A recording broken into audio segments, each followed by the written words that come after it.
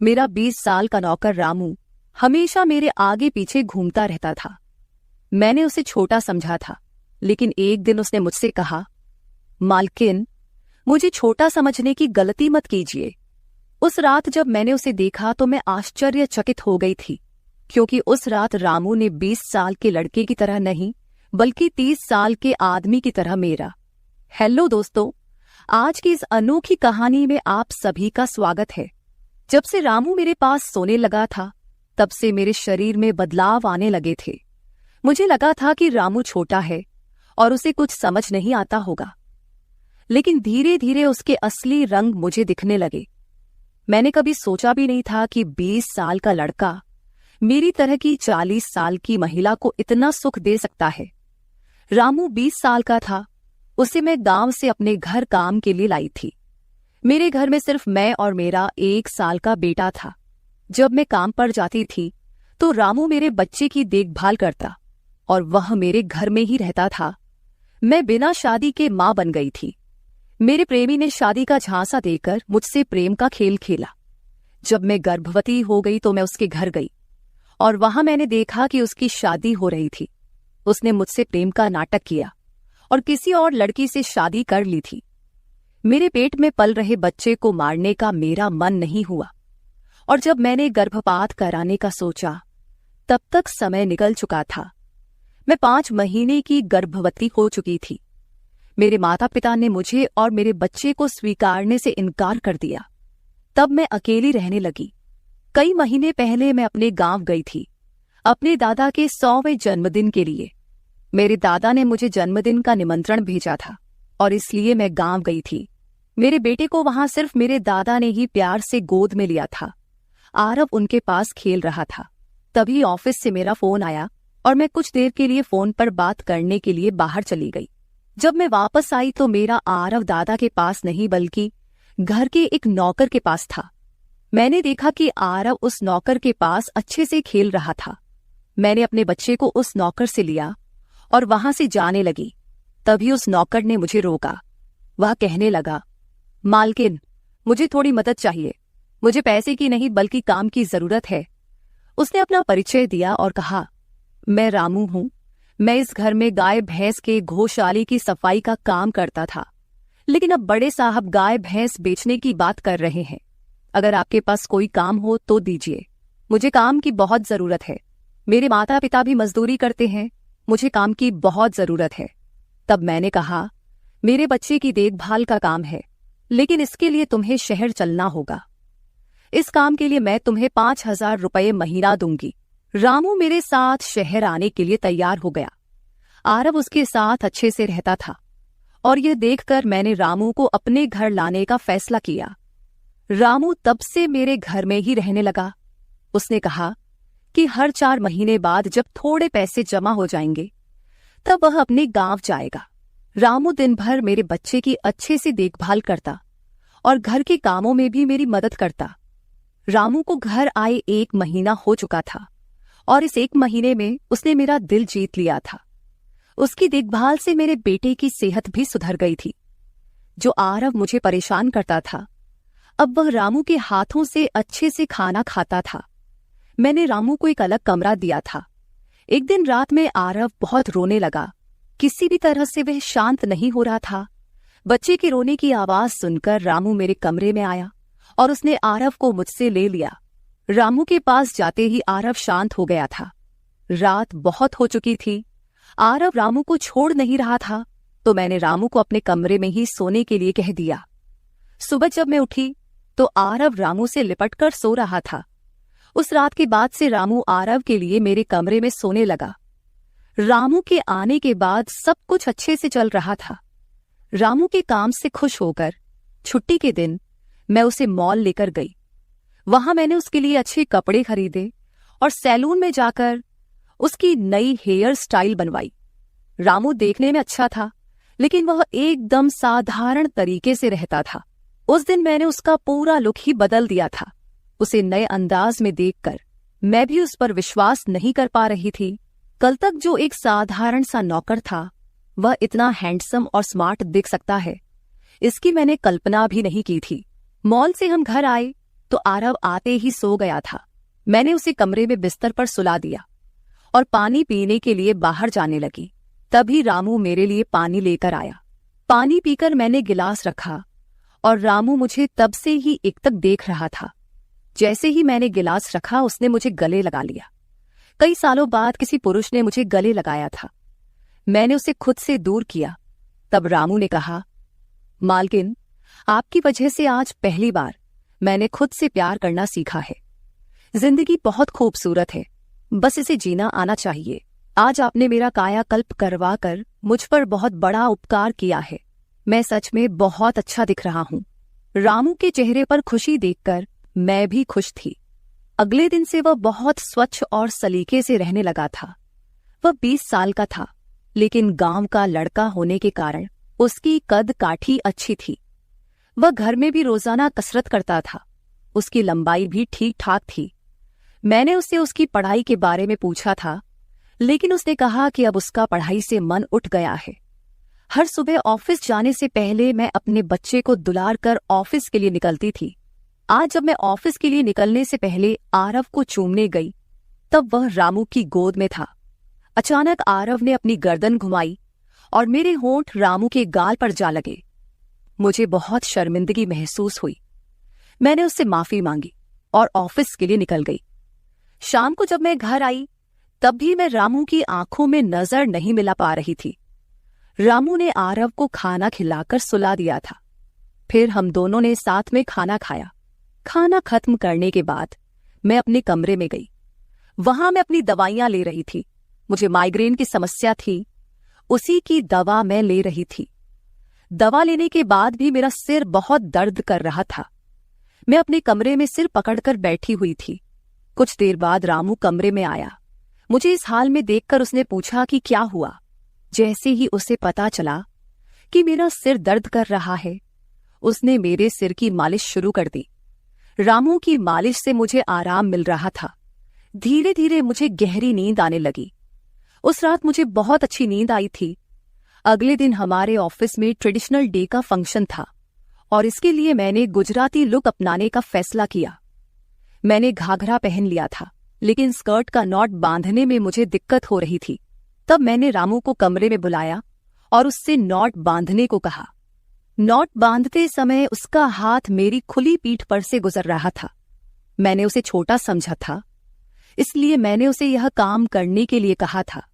मेरे पास और कोई विकल्प भी नहीं था। तैयार होकर जब मैं जाने लगी, तो रामू ने मुझे रोका और अंदर से काजल लेकर आया। उसने मेरे कान के पीछे काजल लगाया और कहा, मालकिन, अब आपको किसी की नजर नहीं लगेगी। आप बहुत सुंदर लग रही हैं। उसकी बात सुनकर मैं हंसी और चलने लगी। उस दिन शाम को जब मैं घर आई, तो मेरे साथ मेरी एक सहेली और उसका प्रेमी भी आया। रामू ने आज बहुत अच्छा खाना बनाया था। मेरी सहेली प्रिया 4-5 दिन मेरे घर रुकने वाली थी। अगले 3 दिन उसका प्रेमी भी मेरे घर पर था। अगले दिन रात को रामू ने खाना बनाया और प्रिया और उसके प्रेमी को खाने के लिए बुलाया, लेकिन वे दोनों कमरे में ही ड्रिंक कर रहे थे। प्रिया तो बहुत ज्यादा पी चुकी थी। वह खाना खाए बिना ही सो गई। उसका प्रेमी रोहन हमारे साथ खाना खाने बैठा। उसने कहा, प्राची, तुम प्रिया से भी ज्यादा सुंदर हो। रोहन के बोलते ही रामू उसे गुस्से से देख रहा था। खाना खत्म करने के बाद रोहन अपने कमरे में चला गया। उसके जाते ही रामू मुझसे कहने लगा, मालकिन, आपके ये कैसे दोस्त हैं? मुझे उस आदमी की बात बिल्कुल भी अच्छी नहीं लगी। तब मैंने रामू से कहा, मैं तुझे घर के सदस्य की तरह मानती हूँ। इसका यह मतलब नहीं कि तू मेरे मेहमानों से कुछ भी कहे।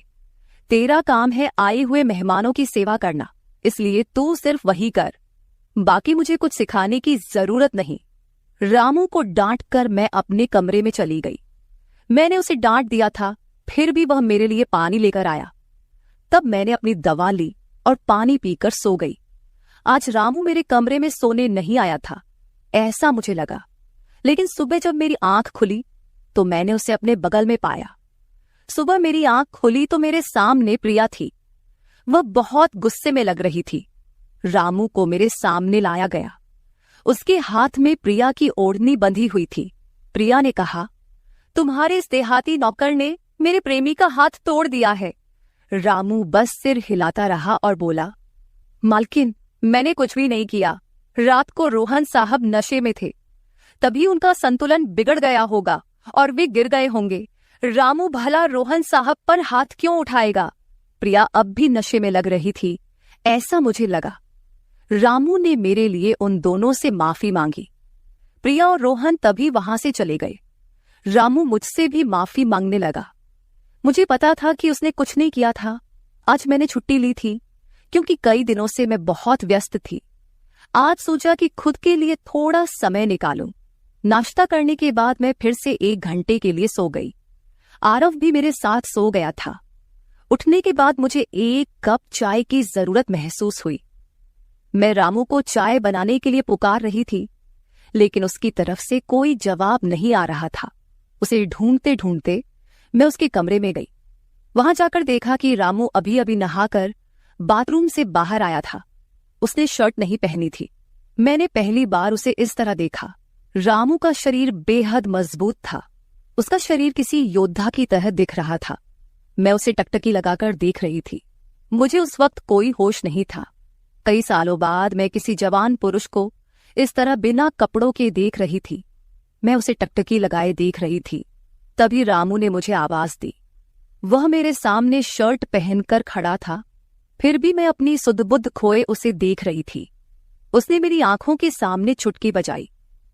तब मैं होश में आई और उससे कहा कि मेरे लिए चाय बना दे। आज घर में ही थोड़ा खुद का स्किन केयर करने का सोचा, इसलिए दोपहर के समय मैं अपने कमरे में अपना पार्लर चलाने लगी। उस समय मैंने शॉर्ट्स और गाउन पहन रखा था और मैं अपने पैरों का वैक्सिंग कर रही थी। वैक्सिंग करते समय गलती से मैंने थोड़ा ज्यादा गर्म वैक्स अपने पैर पर लगा लिया, जिससे जलन हुई और मेरे मुंह से तेज आवाज निकल गई। मेरी आवाज सुनकर रामू दौड़ता हुआ मेरे कमरे में आया। उसने मेरे जले हुए पैर को देखा। उसने मेरे पैर से गर्म वैक्स हटाया और वहां क्रीम लगा दी। उसके हाथ बार बार मेरे पैर पर अनजाने में फिर रहे थे और उस वक्त मेरे मन में जो भावनाएं उत्पन्न हो रही थीं, उन्हें व्यक्त करना मेरे लिए मुश्किल हो रहा था। रामू की नजर मुझ पर पड़ते ही मैं दर्द से कराह उठी। मुझे इस हालत में देखकर उसने कहा, बाई साहब, अब आप बस आराम से लेट जाइए। आपको जो भी करना है मुझे बताइए, मैं आपकी मदद कर दूंगा। मैंने उसे मेरे दूसरे पैर का वैक्सिंग करने को कहा। रामू ने जैसा मैंने बताया वैसा ही किया। उसने मेरे चेहरे की मसाज भी कर दी। उसके स्पर्श से मुझे बहुत आराम मिला। आज का छुट्टी का दिन मेरे लिए आरामदायक बीता। रामू में हर गुण भरा हुआ था। वह किसी भी काम में पीछे नहीं था। आज रात मैंने उसे मेरे कमरे में सोने के लिए मना कर दिया।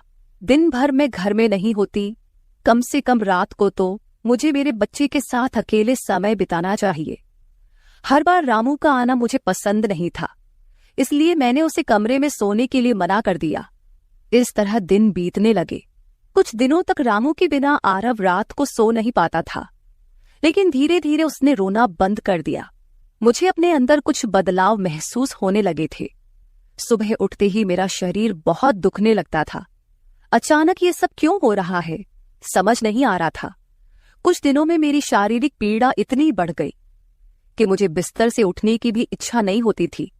तब मैंने ऑफिस से 1 हफ्ते की छुट्टी ले ली। कुछ दिनों आराम किया, शायद थोड़ा ठीक हो जाऊं। अब पूरा वक्त आरव रामू के साथ रहता था। जब उसे भूख लगती तो वह बीच बीच में मेरे पास आ जाता। आज मैं अपनी कमर पकड़कर बैठी थी। रात को रामू पानी लेकर मेरे कमरे में आया। मेरी कमर पर हाथ देखकर उसने समझ लिया कि मुझे बहुत तकलीफ हो रही है। रामू ने कहा, बाई साहब, अगर आपको कोई आपत्ति ना हो तो मैं आपकी कमर की मालिश कर देता हूं। मेरी कमर इतनी दुख रही थी कि मैंने उसकी मालिश के लिए हाँ कर दी, लेकिन उससे पहले मैंने अपने कमरे की लाइट बंद कर दी। छोटे 0 बल्ब की रोशनी में मेरी कमर उसे नहीं दिखेगी, इसलिए मैंने कमरे की बड़ी लाइट बंद करके 0 बल्ब जला दिया। वह जब मालिश कर रहा था मुझे बहुत आराम मिल रहा था। मालिश करने से मेरी पीड़ा जैसे झट से गायब हो गई थी। मालिश करते समय रामू ने मुझसे पूछा, बाई साहब, आपको आरव के पिता की कभी याद नहीं आती? आप इतनी सुंदर और जवान होकर भी अभी तक अकेली क्यों हैं? उसके सवाल का मेरे पास कोई सही उत्तर नहीं था। मैंने उससे कहा कि शायद तुम्हारे सवाल का उत्तर मेरे पास नहीं है। उस सवाल पर वहीं विराम लग गया। रामू की मालिश से मुझे अच्छी नींद आ गई थी। अगले 2 दिन बाद वह तारीख थी जब मैंने अपने प्रेमी से मुलाकात की थी। आखिर वह दिन आ ही गया। उस दिन मैंने दिन भर अपने मन को किसी न किसी काम में व्यस्त रखने की कोशिश की, लेकिन रात के अंधेरे में मुझे अपने प्रेमी की बहुत याद आ रही थी। आज वह मेरे साथ नहीं था, लेकिन वह मेरे बच्चे का पिता था। आरव को देखकर मुझे रोज उसकी याद आती थी और आज मैं अपनी भावनाओं को छुपा नहीं पाई। मैं अपने कमरे में जोर जोर से रोने लगी। आरव पास में सो रहा था, इसका भी मुझे ध्यान नहीं रहा। मैंने आज अपनी दवाइयां भी नहीं ली थीं। रामू पानी लेकर मेरे कमरे में आया। मुझे रोते हुए देखकर उसने मुझे पानी पिलाया। जब मैं शांत हुई तो उसने मुझे दवाइयां दी। मेरे रोने की आवाज से आरव हल्का हिलने लगा। वह जाग न जाए, इसलिए रामू मुझे अपने कमरे में ले गया। वहां जाकर मैंने उसे कसकर गले लगा लिया। ऐसा लग रहा था कि मैंने अपना होश खो दिया था। मेरा रोने का कारण सुनकर रामू भी शांत हो गया था। वह लगातार मेरे आंसू पोंछ रहा था। रोते रोते मैंने उसका कंधा पकड़ लिया। धीरे धीरे मैंने उसे और करीब खींच लिया। मैंने उससे कहा, रामू, आज की रात मैं तुम्हारे साथ बिताना चाहती हूं। तब रामू ने कहा, भाई साहब, मैं अभी छोटा हूं, मुझे कुछ भी नहीं आएगा। उसकी बात सुनकर मैंने उसे और पास खींच लिया। उस रात मैं उसके कमरे में थी, लेकिन सुबह जब मैं उठी तो वह मेरे पास नहीं था। उसकी शर्ट वहीं पड़ी हुई थी। जब मैं बाहर गई तो मैंने देखा कि रामू मेरे बच्चे को दूध और बिस्किट खिला रहा था। मुझे आरव का ख्याल नहीं आया था, लेकिन रामू ने नहीं भुलाया। उसने हम दोनों माँ बेटे को खुश कर दिया था। रात की थकान के बाद मैं सुबह देर से उठी थी। दिन भर रामू ने मुझसे नजरें नहीं मिलाईं। आज प्रिया मुझसे मिलने घर आई थी। वह रामू की तरफ देख भी नहीं रही थी। रामू ने उसे पानी दिया और कमरे से बाहर चला गया। थोड़ी देर बातें करने के बाद प्रिया जाने लगी। जाते समय उसने मुझसे कहा, जितनी जल्दी हो सके अपने नौकर को यहां से निकाल दो। वह दिखने में जितना मासूम लगता है उतना है नहीं। उसकी बात का मैंने खास ध्यान नहीं दिया। रोज की तरह रात को खाना खाने के बाद रामू ने मुझे पानी का गिलास मेरे कमरे में लाकर दिया और उसने आरव को भी सुला दिया था। आरव आज बाहर हॉल में झूले में सो रहा था। रामू उसकी देखभाल कर रहा था। मैंने अपने कमरे की लाइट बंद कर दी और सो गई। कुछ समय बाद मुझे आरव की आवाज सुनाई दी। उसकी आवाज से मेरी नींद खुली। मैं उठने वाली थी कि तभी उसकी रोने की आवाज बंद हो गई। कुछ समय बाद मुझे अपने कमरे का दरवाजा खुलने की आवाज सुनाई दी। मैं चुपचाप सब देख रही थी। रामू मेरे कमरे में आया था। उसने मेरे पास आकर यह देखने की कोशिश की कि मैं सो रही हूं या नहीं, और फिर उसने मेरा मोबाइल उठाया। उसकी वह खोजबीन देखकर मैंने जल्दी से कमरे की लाइट ऑन कर दी। मुझे जागता हुआ देखकर वह चौंक गया।